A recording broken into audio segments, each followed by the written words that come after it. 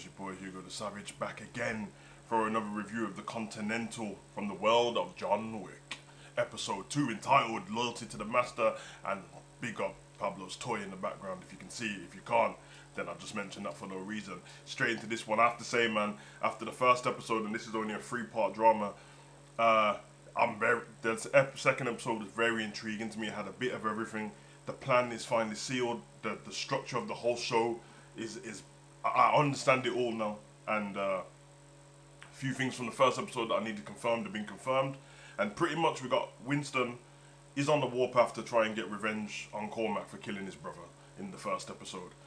It seemed to be about the artifact, the coin press that belongs to the high table, and that actually takes a back foot in this. It goes to the, you know what I mean, it takes a back seat in this episode, should I say. They made the first episode seem like everything was going to be surrounded by just that, but it's massive, but it's not in terms of the whole show. It's not in the foreground of what's going on. So Winston wants to get revenge. He needs the help of some recruits that he was speaking to in the first one, but in this one he's going around recruiting different people. He goes, finds Macy, who's the queen of the Bowery. We know about the Bowery. John Wick, yes, the Bowery. All the homeless guys. Got like an underground world going on where people don't notice them, so they can operate in plain sight. He goes to get help from her, and she just wants to know the truth for the help. She doesn't want any money, so it's kind of interesting dynamic with her. Obviously, he's gone to his brother's friends, Frankie's previous friends from Vietnam, and his sister, and a previous sniper who was a friend of his dad's. Everyone has particular grudges against the Continental / Cormac.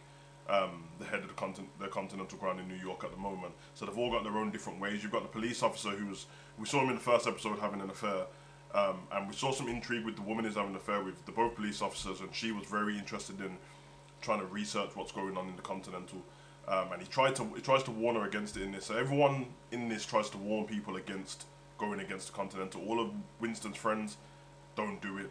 There's no way of getting to Cormac, it's impossible. You're messing with him and the high table. This police officer guy, I can't remember what his name is, but same with him, he warns her against it. There was a scene in this though where he goes to the refrigerator because the coin press is missing. Once they killed Frankie and opened the box in the first episode, the coin press was missing. He just had the monkey sticking his fingers up. And I'm pretty sure in this, the police officer goes to his refrigerator and he has the coin. Well, he opens a box and there's like a gold light flashing off his face, but you can't see the other side of it, which is interesting. And might be the reason why he's told the lady not to go there. So on this plan, trying to get blueprints, get weapons and artillery to take on the Continental, bring the Continental ground to a halt. That's what they want to do. Take it down completely, because that's the only way to see. On Cormac's side, he's been pressured by the adjudicator to find this coin pressing. I think they've gave him 48 hours. And the way that Winston tries to go around this is look for a weak link of something what's going on, and they find out that, you know, Sharon, the concierge, that's the place they're gonna go, and he's got great loyalty to Cormac, even though he doesn't like some of the things he does, and he's found out more and more in this episode after Winston. I think they kind of kidnapped him on a bus and gave him a conversation to find out that everything that he's told the concierge, he's told Winston in the past as a child, and he's realizing all the dark things he's done. And we see a scene in this with the concierge and his friend, the violin player for the Continental, and he's talking about expanding himself and moving on and going on to bigger and better things and finding his own path. And he's gone to get a job, and that Cormac sanctioned it, said it's fine, he can go.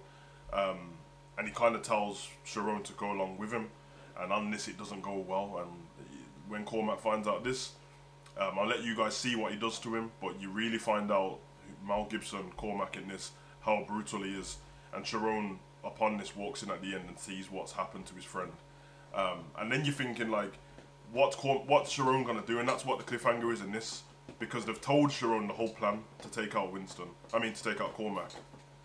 But he's also got loyalty to Cormac at the moment, and they've left us with a cliffhanger of what's going on, because when he gets there, he tells him that, yo, Winston, they've plotted against your life, they're trying to take you out. And he's like, okay, the loyalty and that. And then he asks, like, why did you do what he done to my friend? And he says, because he tried to steal from me. He asked what he tried to steal, and he said, you. So it seems like he's got a bit of a control freak and stuff like that. But I'm of the opinion that Sharon has told him the plan, and I think it's a decoy. I think he's told him what he needs to hear, and they're gonna try a different way. But I'm guessing that either way, everyone's gonna come together, try and take him out, take over the Continental ground, which we know in the future that Winston ends up running that place, so we're probably gonna find out that's how. But on the other side of it, I reckon the high table might get involved before Winston gets a chance to kill Cormac, and for that reason, that might be the reason why he ends up at the Continental. We don't know if he's there by choice. He makes it seem like in the John Wick movies that he loves it so much and all that, but we don't know if initially he got there because he either killed the previous owner and they made him stay there or what. So the adjudicator, by the way, she's a bit scary. She's got this weird half mask on and you can't see the other side of her face. Gives me the feeling of the German woman from, I want to say Wonder Woman. I think it's Wonder Woman, and she's got like the mounted. Yeah. Anyway, I'm looking forward to the next episode. Next episode is the final one. It's on Friday. I'm looking forward to it. I'll do the review, the grand finale. I have to say I'm impressed with this, man. You depending on who you are, you might say it's a slow burn. I think if it wasn't from the world of John Wick, or if this was first and then you watch John Wick after, you'd appreciate it more. But if you're just a lover of John Wick only, that's straight in with action off the rep, like straight in. You do get action in this particular episode. There's a few fight scenes and stuff like that, but John Wick is every minute and a half more action, and he doesn't really say much. So we'll see anyway. I've been your boy, Sam. Comment, like, subscribe, and share. Let me know what you think in the comment section.